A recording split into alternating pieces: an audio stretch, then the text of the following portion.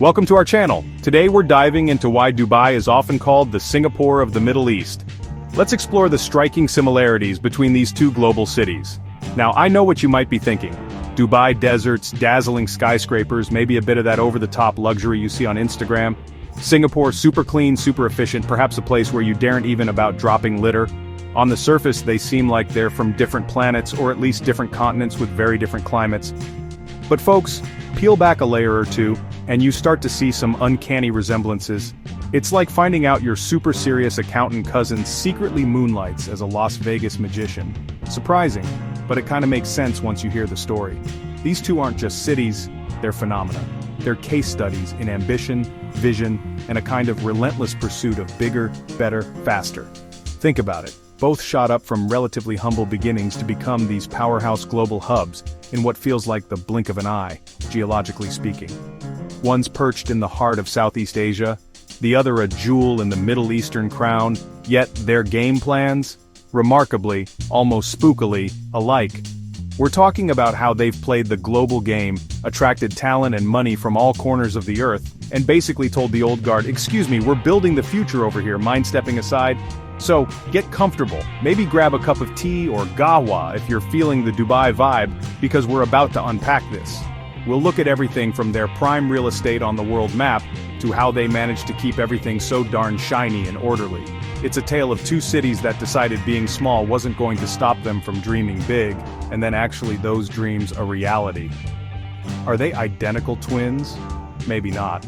But fraternal twins with a shared playbook for world domination. The economic kind, of course. Absolutely. Let's get into it.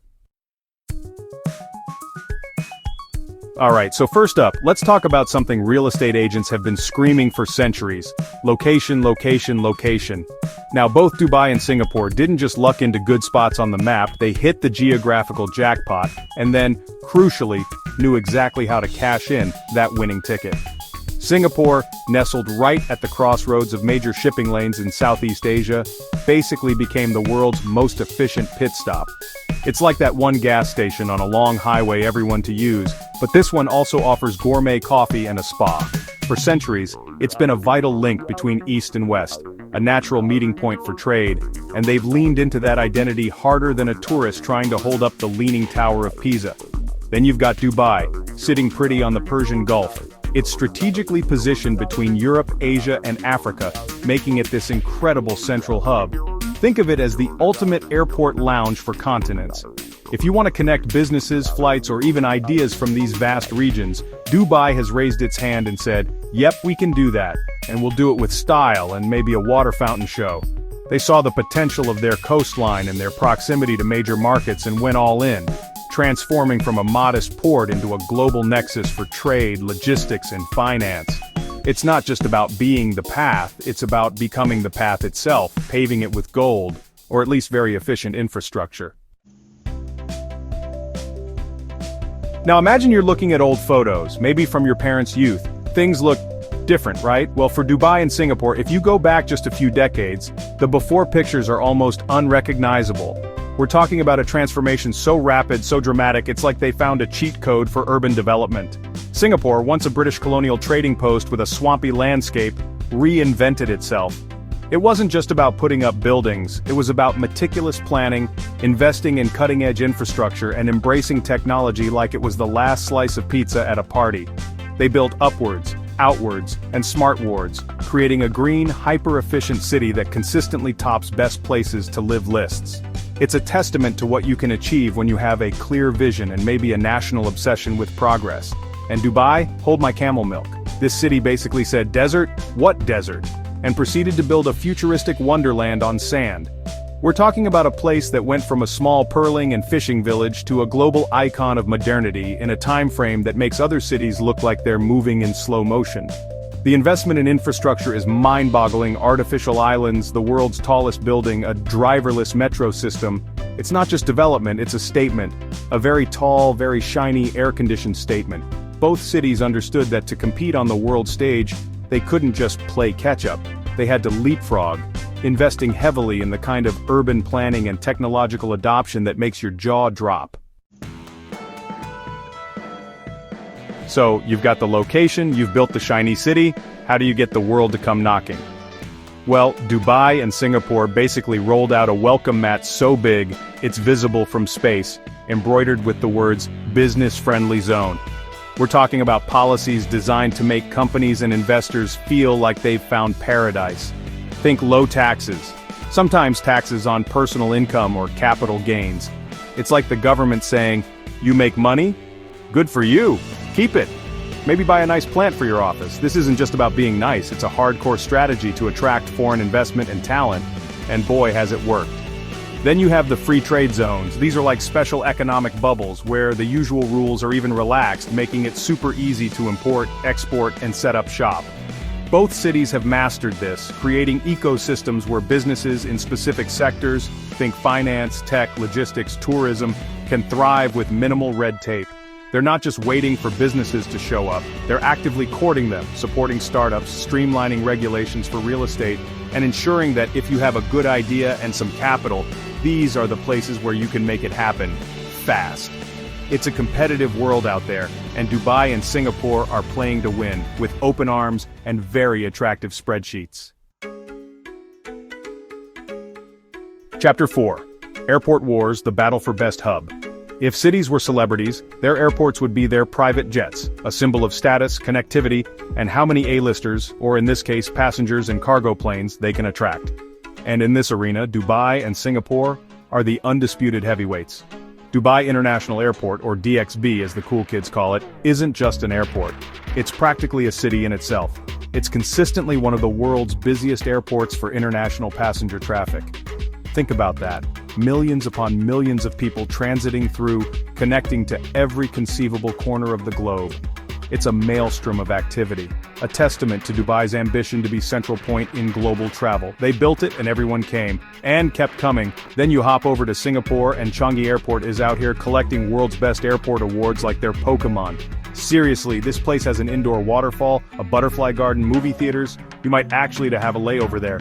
It's not just about getting people from point A to point B, it's about the experience. Changi is a destination in its own right, a shining example of Singapore's commitment to excellence and innovation in every single detail. So you have this fascinating dynamic, DXB conquering with sheer volume and connectivity, Changi charming the pants off everyone with its incredible facilities and service. Both are absolutely crucial to their cities' roles as global aviation hubs, making the world feel a whole lot smaller, one flight at a time. Chapter 5, Money Talks, and these cities speak fluent finance. Alright, let's talk money.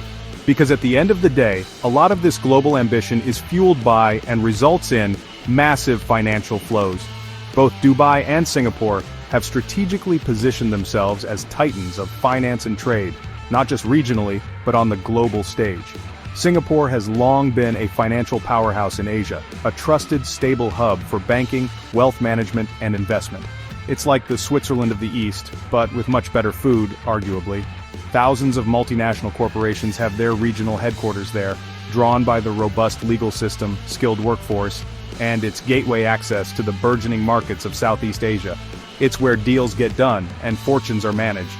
Dubai, not to be outdone, established the Dubai International Financial Center, or DIFC, its own little financial ecosystem operating with an independent regulatory framework and common law system. This was a game changer, attracting major international banks, investment firms, and insurance companies looking for a foothold in the Middle East, Africa, and South Asia region, or MESA.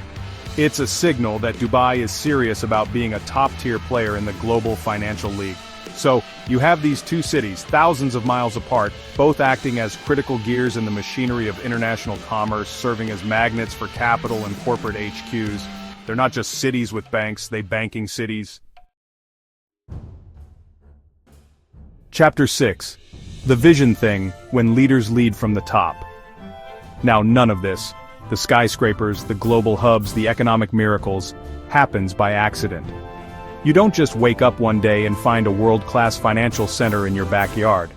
Behind the success of both Dubai and Singapore is a story of strong, centralized government vision and, let's be frank, a significant degree of top-down control.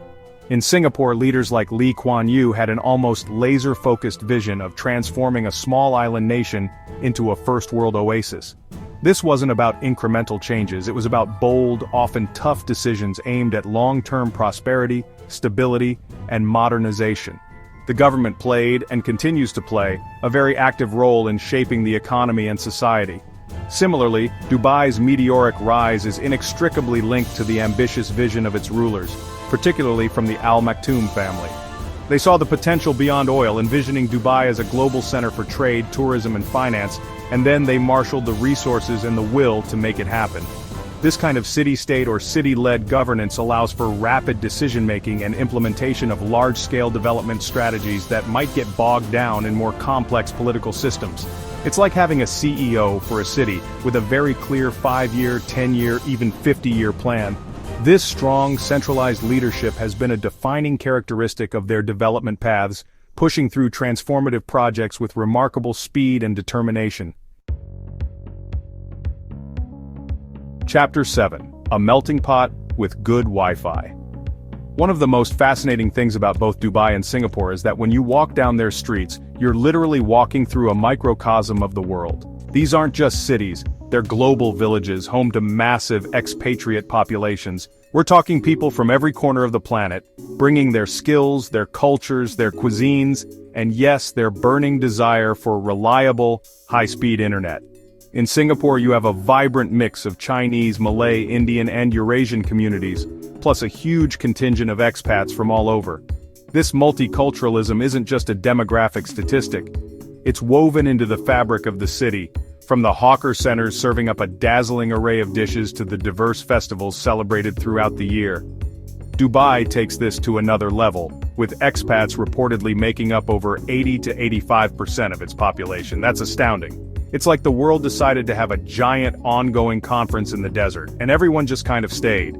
This incredible diversity means you can hear a dozen languages on a short metro ride, find authentic food from almost any country, and work alongside people with vastly different backgrounds and perspectives. Both cities have cultivated an environment that is, by and large, tolerant and welcoming, especially in the business sphere. They recognized early on that to be truly global, you need global talent. And to attract global talent, you need to be a place where people from all walks of life can feel, if not at home, then at least comfortably and productively situated. Chapter 8. Clean, safe, and maybe a little bit strict. Finally, let's touch on something that visitors to both Dubai and Singapore often rave about: how incredibly safe and clean they are. You could probably eat off the sidewalks in Singapore, though I wouldn't recommend it. Not because it's dirty, but because there's so much amazing food to eat from actual plates. This isn't an accident. Both cities operate under a system of strict laws and regulations, and these are enforced. The result is a high degree of public order, low crime rates, and an environment where people generally feel very secure, day or night. It's part of the package, part of the appeal for families, businesses, and tourists alike. Now, this high level of regulation extends to urban maintenance and cleanliness. There's a palpable sense of pride in keeping the cities pristine. You see teams out maintaining the lush greenery in Singapore, even amidst the skyscrapers, and in Dubai, despite being in a desert, everything is immaculate. Of course, this level of order sometimes comes with rules that might seem a bit stringent to outsiders: fines for littering, jaywalking, or famously in Singapore, the old chewing gum ban. But for many, it's a small price to pay for the quality of life and the sense of well-being that comes with living in such well-managed urban environments. It's a controlled environment, yes, but one that for many feels incredibly functional and reassuring. Outrow two cities, one blueprint for awesome, and there you have it. Dubai and Singapore may be miles apart geographically, culturally, climatically, you name it, but their paths to success share so many striking similarities. It's like they were reading from the same How to Build an Amazing Global City playbook. From leveraging their strategic locations like absolute bosses, to transforming into dazzling modern metropolises in what feels like the blink of an eye, their journeys are truly remarkable. They've both shown the world that with audacious vision, smart policies, and a relentless drive, you can turn sand or swamp into global centers of commerce, culture, and cool. It's a testament to the idea that innovation isn't confined to one corner of the globe, and that ambition, when coupled with effective governance, can reshape not just skylines but also global dynamics. Whether it's the bustling ports, the award-winning airports, the diverse populations, or the sheer orderliness of it all, Dubai and Singapore offer fascinating case studies for any city or even any country with big dreams. They've set a high bar, and honestly, it's kind of exciting to watch them continue to evolve and, let's be real, probably try to outdo each other in subtle and not so subtle ways for years to come. So, what do you think? Are they twin titans, or is one secretly the cooler older sibling? Let us know your thoughts in the comments below. If you enjoyed this deep dive and want to see more content where we unpack the fascinating ways our world works, don't forget to hit that like button, share this video with someone who needs their mind blown a little, and of course subscribe to the channel and ring that notification bell so you don't miss our next adventure. Thanks for watching, and we'll see you in the next one.